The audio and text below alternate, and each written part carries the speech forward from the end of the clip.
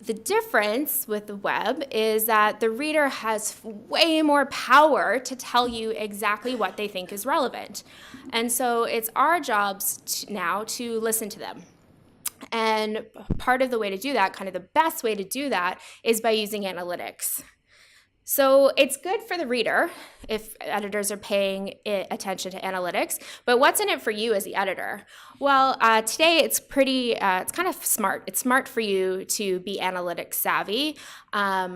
You're kind of more desirable in the job market. And that's because I think that it's very rare to have those fantastic editorial skills for being able to write a great headline or do a great line edit or, smell a great story when just know a story is perfect for your audience. It's rare to have that in combination with a love of analytics. And so if you have both those kind of puzzle pieces, you're a pretty special gem, I think, in this business. How do you decide what metrics you should be following? What metrics matter, whether uniques or page views? Well, it's determined by two things. The first is your editorial priorities, so the kind of content you produce.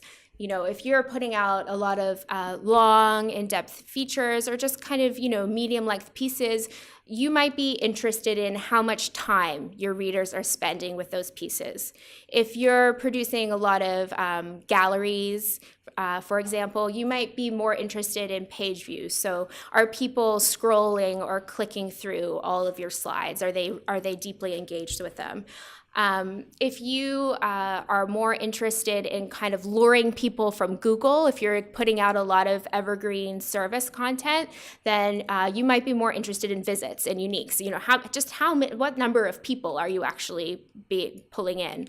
And what metrics matter is also determined in part by your business objectives. So what's being monetized? Is it page views? Is it time spent? That makes a difference too. I find time once a year to do what I call a deep dive.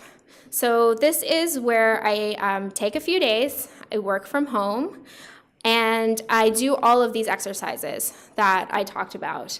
And I'm looking for everything that we talked about. So I'm looking for our top stories for the whole site. I'm looking through them. I'm looking through them for each pillar. I'm looking at our referring sources. I'm looking at our growth. Are we growing? Are we shrinking? And I spend a lot of time and with a lot of pots of coffee doing this. And I find it's really valuable. I also, after I've done this, I write a report about the site. This is what's really working for us. This is what's not working for us. Any ideas I came up with, and I do the same for each section. So a little report on each section so that the health editor knows that, the social media platform that's sending her the most traffic is Pinterest. That's valuable information. She knows that a certain kind of story is doing really well for her. And any kind of areas of opportunity, so things that we can bring into our annual and monthly planning that have come up from this. This is by no means the only way that we think about how to work, but it's one of the ways. It's one of the ways to get ideas and to refine how we're working.